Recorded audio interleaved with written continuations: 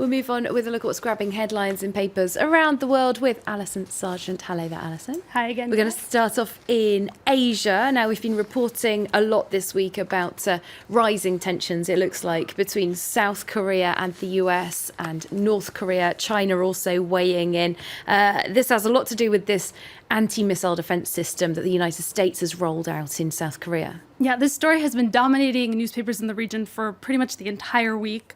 It's a very controversial move inside of Korea and outside of it. It's particularly angered China, as you were saying. China sees it as an attempt by the U.S. to expand its own power in the region. There's an op-ed today in the Chinese paper, the Global Times, that says that the deployment of THAAD, this anti-missile system, is meant to protect the interests of the U.S. in South Korea and not actually South Koreans themselves. This op-ed warns that THAAD's deployment in South Korea will cause South Korea to lose the geopolitical balance it's been benefiting from since the end of the Cold War. And as we can see in this cartoon, South Korea is struggling there under the weight of maintaining that peace balance in the region when we see the large hand of the U.S. is coming down, adding weight to make it even harder for them. Meanwhile, there's another cartoon in the China Daily that sends a similar message that the U.S. is taking advantage of South Korea by deploying this anti-missile system. We see a South Korean sweating as he tows the THAAD missile system in with a wealthy Uncle Sam is riding on like a royal chariot.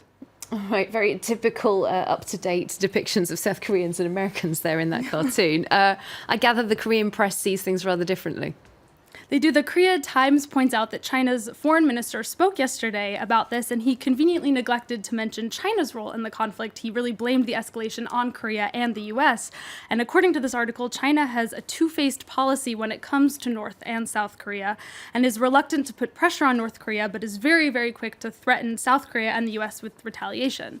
Though, of course, this doesn't mean that Koreans support the deployment of THAAD. There's an editorial in the Hankyoreh that calls it irresponsible and dangerous. Mm-hmm.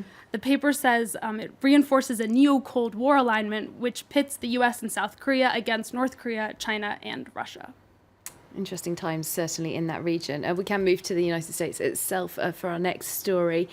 We've been reporting on these revelations from WikiLeaks about the CIA. We know they're a spy agency, so it's no surprise that they're spying, but people have been very shocked to hear they've been hacking into our connected TVs, connected kettles. What else? Yeah, TVs, kettles, phones. Probably more phones, I think. And that's a story it's really disturbed many Americans and angered people who are big advocates of online privacy. But in its editorial today, the Washington Post actually reminds us that there is no evidence that those tactics were used improperly by the CIA. The paper actually chastises WikiLeaks for releasing the documents, saying that its core mission is not transparency, but undermining U.S. national security. In particular, and we do have to keep in mind that this is coming from the Washington Post, which is a left-wing newspaper, they say that Republicans could use these findings to argue that the CIA and not Russia was actually responsible for the hack that targeted the Democratic National Committee. All right, very interesting. Are The Guardian also looking at this? Yeah, I was going to say, meanwhile, if you're one who's concerned about privacy, there's an article in The Guardian today that will not reassure you very much. Oh dear. They say that FBI Director James Comey, he spoke at a cybersecurity conference the other day, and he said that there is no such thing as absolute privacy. So with good reason, he said the government can always invade our privacy, and he said even our memories are not private. What? Yeah, because any of us could be compelled to testify in court. Okay, less sinister than it sounds. But people do have connected everything nowadays, don't they? They've got phones and things, but also connected kettles, connected fridges, all sorts of things. I am a known Luddite, as Stephen Carroll can testify to. We'll move on to a more analogue story now, some good old diplomacy here in Europe. The heads of government from the EU member states getting together today in Brussels. Donald Tusk, who's the European Council president, is going to be asking them to let him keep his job for another term. He will be, and for the most part, European leaders are expected to support that with the exception of one country, and that is his home country of Poland. Poland is accusing Donald Tusk of supporting an illegitimate attempt to overthrow the Polish government. They say he violated his mandate of impartiality, and the Polish prime minister appealed to EU leaders in a letter urging them to support a rival candidate that the country has put forward. This article in the Financial Times says that Tusk is still expected to be reelected. He's been backed by François Hollande and Angela Merkel, but the Financial Times cites diplomats who say don't rule out the EU summit's discussion taking an unpredictable turn. All right, expect the unexpected then. All right, we've just got time for one last story, a quiz for our viewers, and I might put it to Stephen Carroll, our business editor, as well, put you on the spot. Do you know how to spell the word Janana?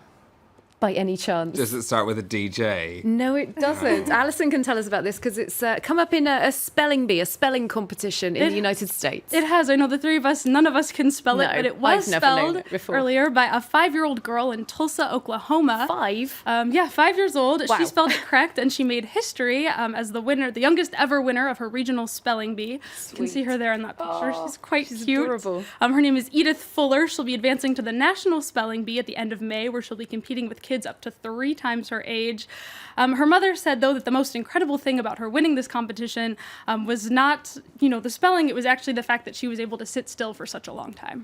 Very good. Yeah, Sanskrit words for knowledge acquired through meditation. Nothing compared to being able to sit still. Thanks very much, Alison Sargent, looking through the international press there.